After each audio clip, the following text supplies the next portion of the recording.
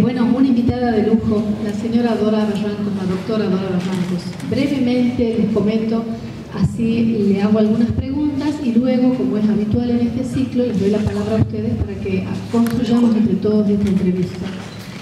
Dora es socióloga y doctora en Historia por la Universidad Estadual de Campinas, Brasil. Es investigadora principal del Consejo Nacional de Investigaciones Científicas y Técnicas, CONICET, profesora consulta de la Universidad de Buenos Aires, dirige el Instituto Interdisciplinario de Estudios de Género de la Facultad de Filosofía y Letras de la UBA, entre otras muchísimas actividades. Cuando la hablamos, hace aproximadamente un mes, nos comentó que ella entre el 4 y el 7 de marzo iba a estar en Neuquén, participando de las jornadas de estudio de género, Historia de las Mujeres. Luego, el 16 de marzo, estuvo en la Universidad del Litoral. Ahí ya estábamos aterrorizados porque decíamos, bueno, no puede venir. Y entre el 21 y 28, es decir, ya pasado mañana, va a estar en México, donde está invitada a dar la conferencia inaugural del Congreso de Historia Social en el DF. Ella hizo un huequito de menos de 24 horas, la tenemos acá por obra y gracia de su maravillosa inteligencia y buena voluntad. Estuvo 2 horas en el aeropuerto para llegar, está un poquito cansada, pero creo que está muy contenta de acompañarnos. Muchísimas gracias, Dora. Les pido un cálido aplauso para ella.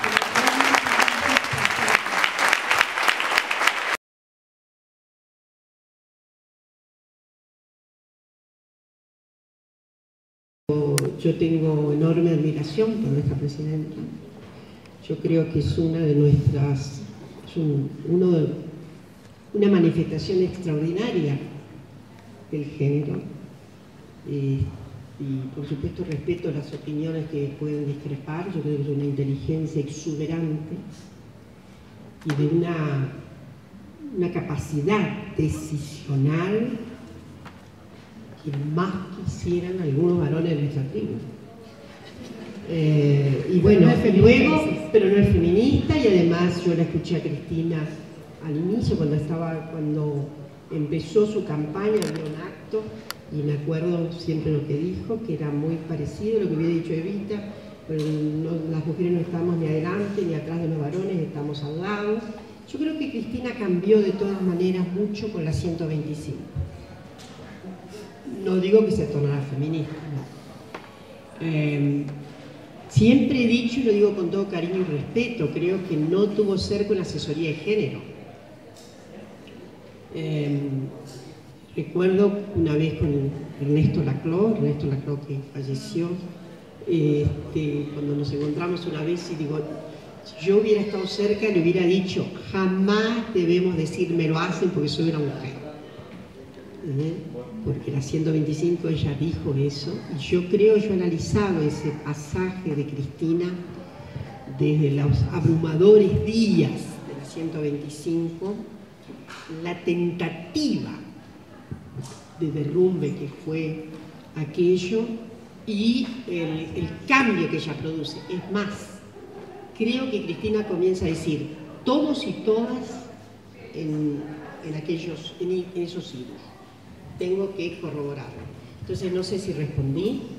Nunca he estado en la fila feminista, pero creo que Cristina sabe muy bien qué es lo que pasa con los géneros.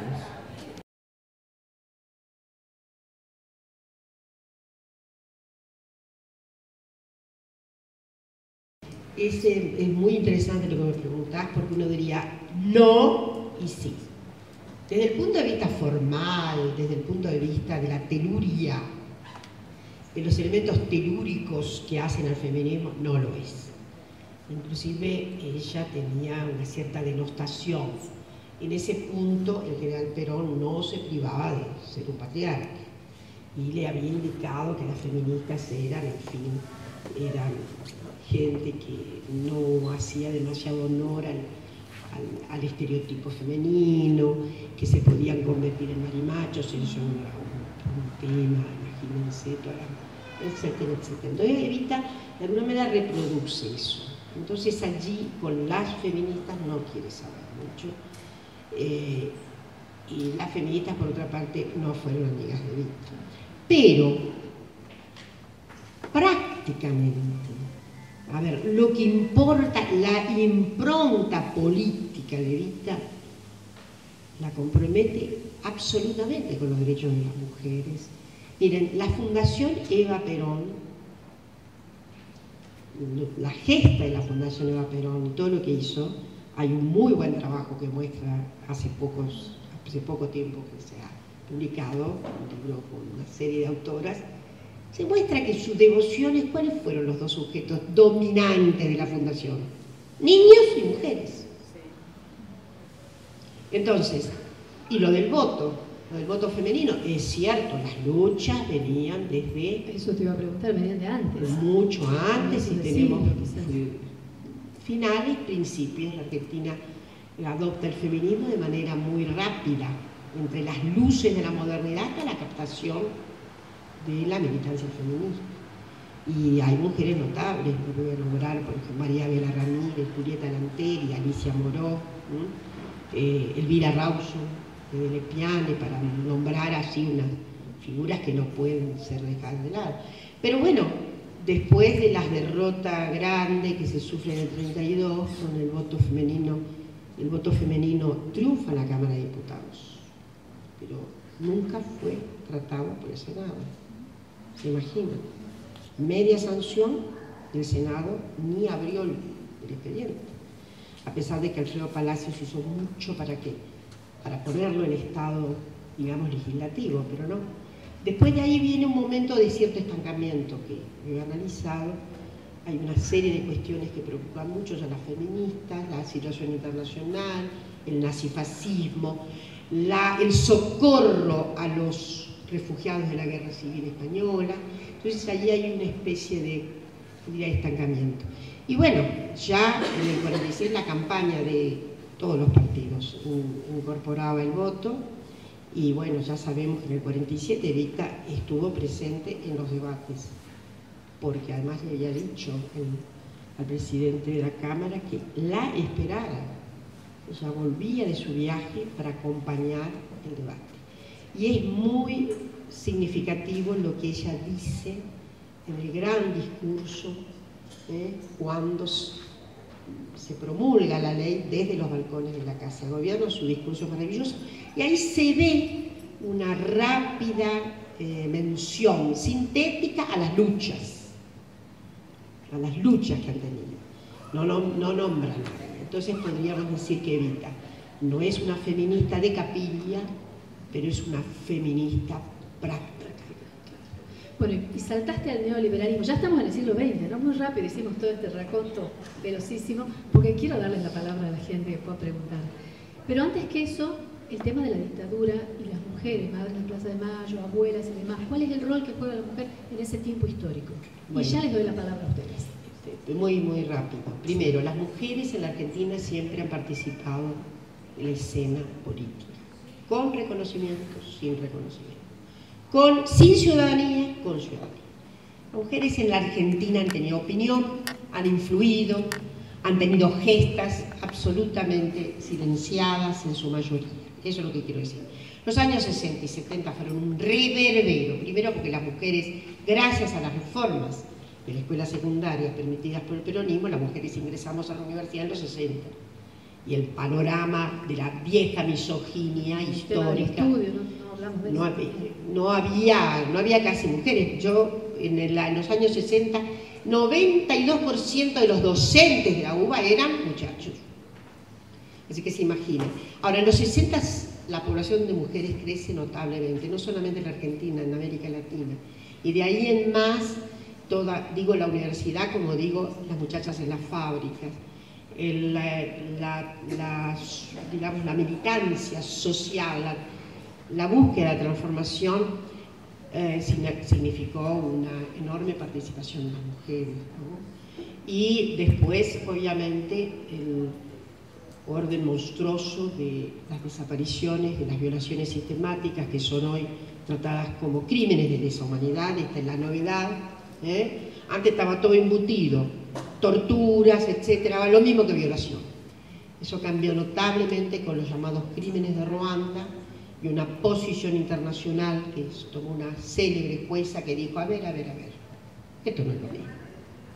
Esto no es lo mismo. Que dentro del feminismo hay un lugar lugar estratégico que los varones que estamos en contra del patriarcado o que tenemos una visión crítica sobre el patriarcado podemos ocupar, o si hay un lugar que tiene que ser paralelo o no. La pregunta puntual es si existe dentro del feminismo un lugar o hay un espacio que tiene que crearse paralelo. Hay feminismos de todas las layas. A veces me preocupa que muchas compañeras feministas digan, no, acá hubo inclusive, digo, en la Argentina un congreso que no permitió a los varones participar. La verdad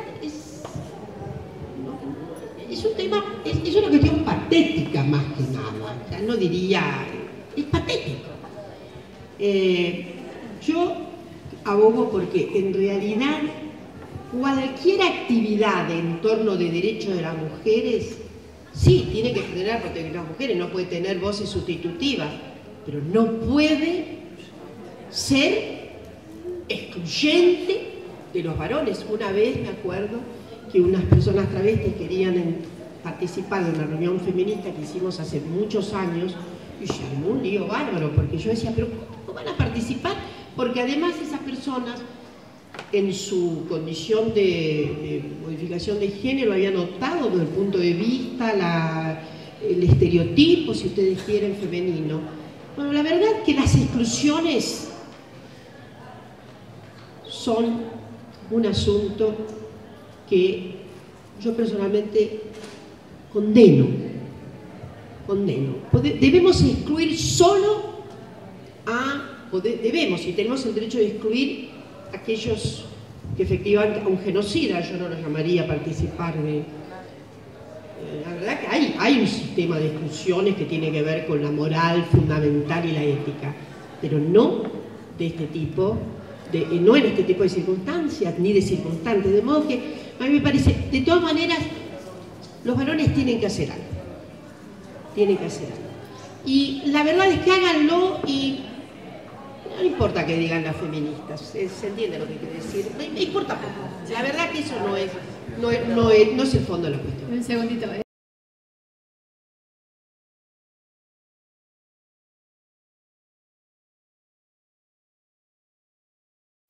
Es buenísima la cuestión. Mira, se comienza como vos comenzaste. Primero se comienza en la casa. Porque hay una gran politóloga feminista, Susan Hocken. Ella es liberal, pero liberal radicalizada. Y tiene un trabajo notable que dice, bueno, lo más ominoso está en el seno de nuestros hogares. Vamos a poner las cosas.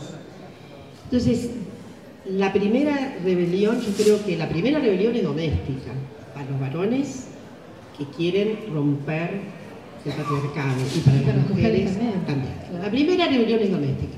Porque miren, podemos avanzar mucho en leyes, en formalidades, en institutos, pero si no hay ruptura allí, en el seno de la vida doméstica, no va a haber rupturas públicas.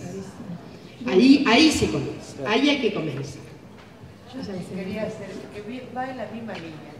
Usted planteaba que el patriarcado fue algo místico. Bueno, que los distintos feminismos discuten esto del patriarcado. ¿Qué se plantea de decir, combatimos el patriarcado? ¿Qué viene después? ¿Qué se plantean los distintos feminismos si dicen el patriarcado no existió? El patriarcado, hay una ilusión de que se cambie. ¿Qué viene después?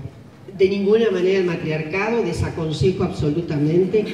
Las mujeres son igualmente malas, perversas, traidoras que los hombres. Así que no es por ahí. Lo que nosotros tenemos que destruir es cualquier sistema falsamente creado de prerrogativa especial por condición de género o sexual. Y no le tengamos miedo, porque hay gente que dice, ¿cómo va a quedar el mundo? Va a quedar muchísimo más divertido. Pero muchísimo más. Lo único que podemos saber es que eso va a cambiar los humores, va a cambiar las perspectivas, va a cambiar el tipo de alianza, va a cambiar las relaciones de poder. Eso es lo que aspiramos. Por eso decimos, no es que queremos más mujeres en los parlamentos porque van a hacer mejor las cosas, no. Queremos más mujeres porque hay un problema de derechos. Bobbio decía, porque es justo. Porque es justo. Ahora, no porque nos imaginemos que las mujeres además llevan más políticas generalizadas, aunque yo estoy dispuesta a decirles que las mujeres contribuyeron muchísimo a las modificaciones progresivas de las leyes. La ley de matrimonio igualitario fue votada por muchísimas mujeres. La cuota de mujeres fue alta, lo mismo que la ley del género. Quiere decir que han puesto una mirada diferente. Ahora, no esencializarla. No esencializarla. Las mujeres tienen que estar en política en la misma cantidad que los varones, digo, en las representaciones, en todos los poderes. Insisto en algo, no porque seamos mejores, sino porque es justo. Justo. Entonces, y después veremos qué pasa. La gran Virginia Woolf, que era una de las primeras voces importantes del siglo XX, dedicadas a la cuestión de la condición femenina, que no era feminista, y que también adjuraba, porque le parecía que este era un vocinglerío demasiado, en fin, ella abogaba por lo que en realidad está pintado en su maravilloso texto, el Orlando. No, los dos libros de ella, sí, claro, El cuarto propio y Tres Guineas, que invito a leer, porque son extraordinarios ensayos sobre la condición jerarquizada de los géneros, sobre todo lo que se vive en Inglaterra. Por eso en un momento determinado, no siendo feminista, cuando ella repasa las condiciones que han llevado a la guerra, las cuestiones del poder en lo que no estaban las mujeres, las leyes que fueron sancionadas que no estaban las mujeres, la cantidad de cosas. Por eso él tiene un alegato precioso en un momento determinado de Tres Guineas que dice: por eso nuestra patria es el mundo. Abogamos porque nuestra patria sea el mundo. Entonces, por lazos verdaderos y auténticos de fraternidad y de sororidad. Y la verdad es que el mundo necesita lo que un gran ético de Israel ha propuesto: unas sociedades decentes, en la que nadie humille a nadie. Eso es lo que queremos, que las sociedades sean decentes.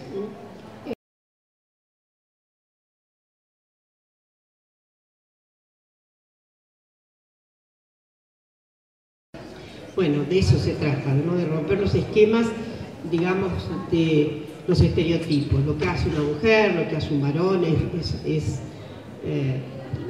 fin, es una condición elemental para todos los otros cambios. Pensar en estas condiciones que son absolutamente acá, creadas acá abajo, ¿no? Y esto no tiene nada que ver con lo divino ni con nada de eso.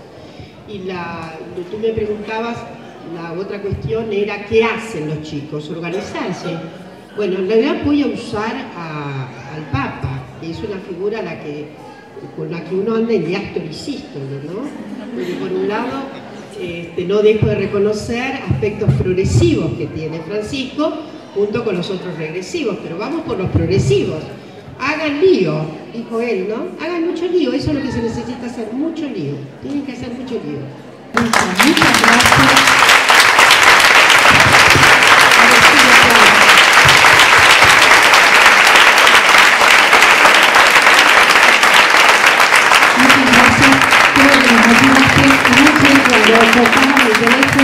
Hablamos por teléfono y Dora me dice: mañana voy a ir porque hay que ayudar a los salteños. Sí, a las salteñas.